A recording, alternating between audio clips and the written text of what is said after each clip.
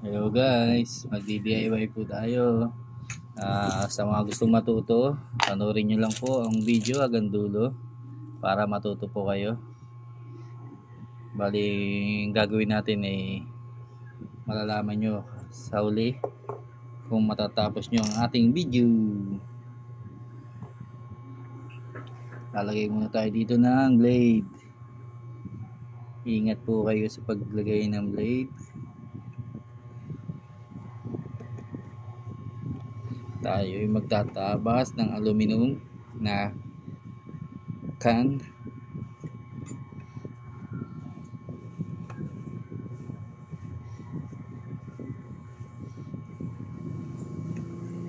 Yan natin.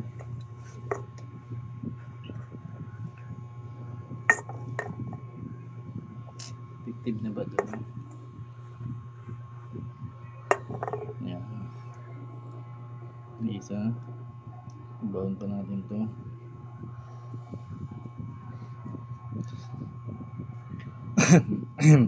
Excuse me.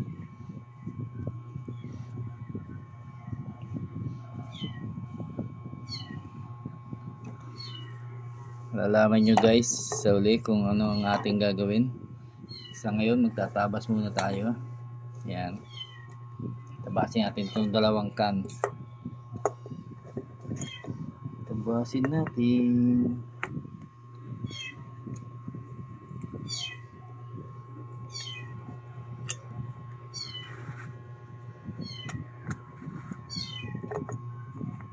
Tabasin natin. Unti natin tatabasin.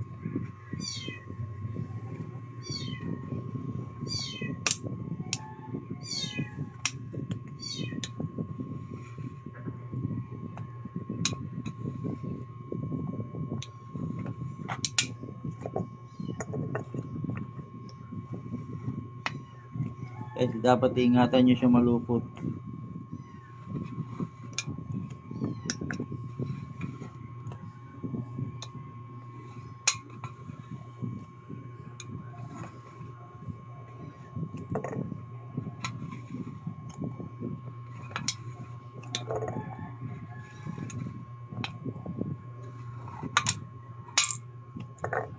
Pag alam nyo makukuha na, pwede nyo naman siyang guntingin na.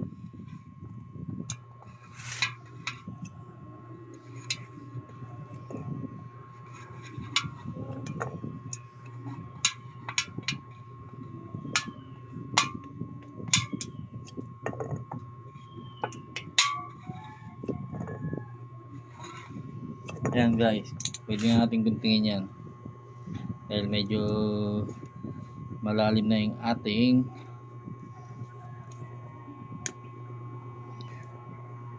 teka lang, hindi pa natin konti.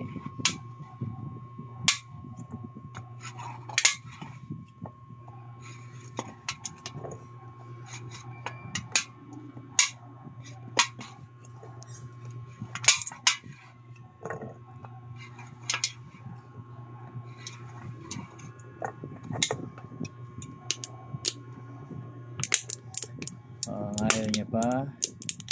Ayun guys ayun niya siya maganda yung makuha nyo ng gan. Konti pa. Teka lang.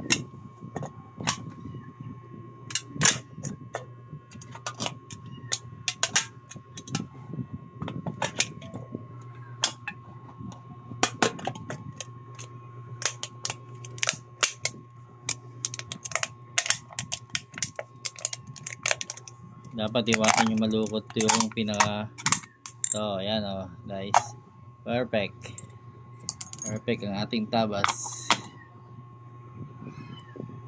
Yan. Ngayon ito rin tatabasin po natin to. Ayan, basin natin yan. Punasan natin muna yung loob para yung exist na. Ngayon yan, pwede natin guntingin yan dahil dito naman tayo kukuha yung size natin. Tingin natin ano ba matalim sa dalawa. Bali guhitan natin guys para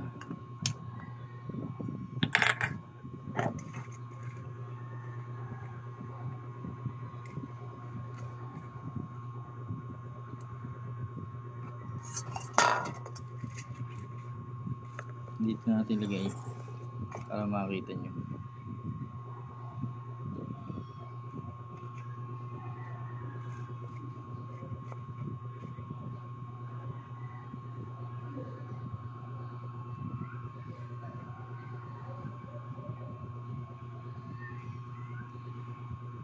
Yan, okay na yan. Kahit hindi nyo medyo pantay, importante magupit nyo.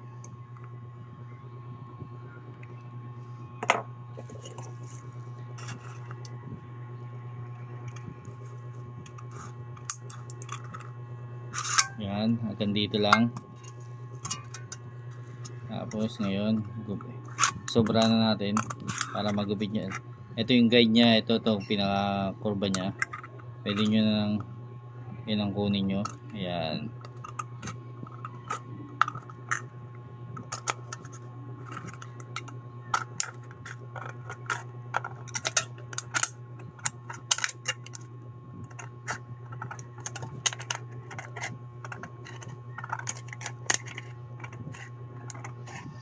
Guys, pag hindi nyo tinapos ang ating video, hindi nyo malalaman kung ano ating gagawin.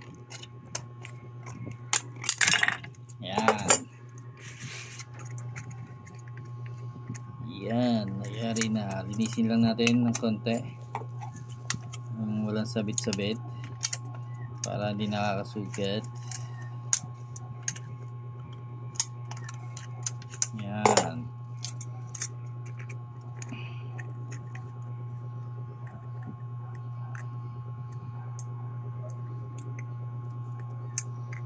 Bali, susukat natin siya dito. Ayan. Ayan.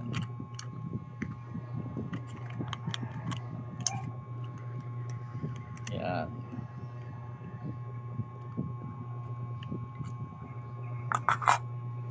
Kung may stapler kayo, pwede nyo i-stapler.